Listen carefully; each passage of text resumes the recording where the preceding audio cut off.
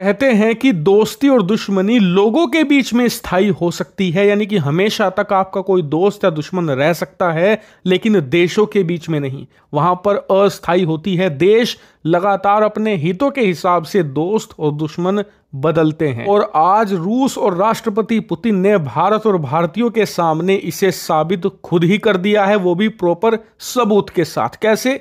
दरअसल आज रूस और पाकिस्तान के बीच में ऐसा ऐतिहासिक एग्रीमेंट हुआ है जिसे देखकर भारतीय पॉलिसी मेकर्स के फ्यूज उड़ गए हैं। उन्हें समझ नहीं आ रहा कि रूस भारत के होते हुए पाकिस्तान को इतना सब कुछ कैसे दे सकता है। लेकिन ये पूरा मामला है क्या? चलिए मैं आपको विस्तार से बताता हूं। दरअसल सबसे पहले आप स्क्रीन पर यह खबर देखिए। आज ही पाकिस्तान से निकलकर सामने आई है कि पाकिस्तान और रूस के बीच में एक ऐतिहासिक ट्रेड एग्रीमेंट हुआ है। इस व्यापार एग्रीमेंट के तहत पाकिस्तान की 60 से ज्यादा ऐसी फर्म और कंपनियां हैं जिन्हें एक स्पेशल तरह का व्यापार करने की छूट दी जाएगी रूस के साथ।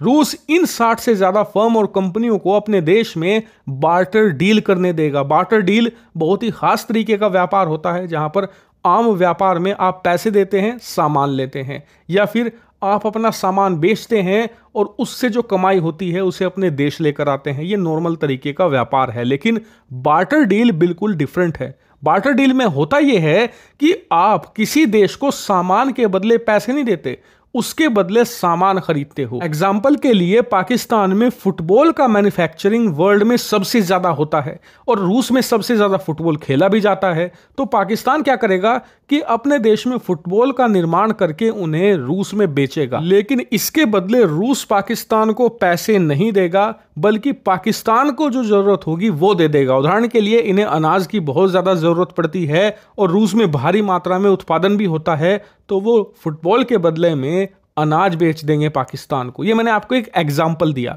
कुछ इसी प्रकार से होती है बार्टर डील। हालांकि आप कहेंगे कि यार इससे तो पाकिस्तान को फायदा होगा, लेकिन एक्चुअल में इससे दोनों को फायदा है, रूस को भी और पाकिस्तान को भी, क्योंकि दोनों इस समय डॉलर संकट का सामना कर रहे हैं। एक देश ऐसा है जिसके पास भरपूर मात्रा में डॉलर है लेकिन वो इस्तेमाल नहीं कर सकता।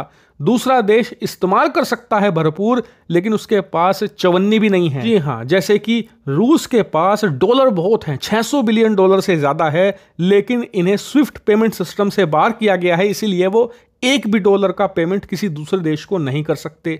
बात करें पाकिस्तान की तो ये इस्तेमाल कर सकते हैं, किसी को भी डॉलर दे सकते हैं, लेकिन समस्या ये है कि इनके पास डॉलर नहीं है, इसीलिए ये डील दोनों को सूट करती है। और आपको बता दूं कि इसीलिए रूस और पाकिस्तान दोनों देशों की मीडिया इस डील को ऐतिहासिक बता रहे हैं और कह रहे हैं कि दोनों देशों के बीच में आज तक जितनी भी व्यापार डील हुई है ये उसमें सबसे ज्यादा बड़ी और ऐतिहासिक है।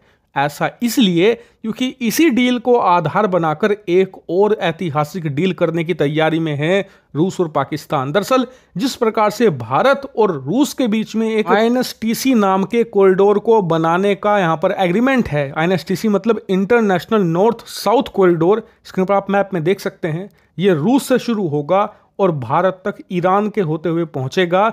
इस व्यापार मार्ग के जरिए रूस और भारत जोड़ना चाहते हैं एशिया और यूरोप को, और दोनों देशों का मानना है कि इस रास्ते का इस्तेमाल करते हुए दोनों महाद्वीपों के बीच में कई ट्रिलियन डॉलर का व्यापार होगा, दोनों को फायदा होगा। हालांकि ये कभी भी मटेरियलाइज नहीं हो पाया, कभी भी ये INSTC प्रॉपर बन नहीं पाया, लेकिन अब इसे वो पाकिस्तान के साथ मिलकर बनाना चाहता है। उज्बेकिस्तान, तुर्कमेनिस्तान से अफगानिस्तान और फिर पाकिस्तान होते हुए रूस ये एक नया रूट बनाना चाहता है। और इसीलिए रूस और पाकिस्तान की मीडिया कह रही है कि जो ये बार्टर डील हुई है ना, ये एक आधारशिला बनेगी इस नए ट्रांसपोर्ट कॉरिडोर की। और बताया जा रहा है कि रूस यहां पर तैयारी कर रहा है भारत को बाईपास करने की, और जो INSTC डड हुआ है ना भारत और रूस के बीच में, उसे यहां पर रिप्लेस करेगा पाकिस्तान के साथ एक नया INSTC बनाकर। इसीलिए इसे देखकर भारत के पॉलिसी मेकर भी चिंतित हैं, और साथ ही भारत में वो लोग जो रूस को पसंद करते हैं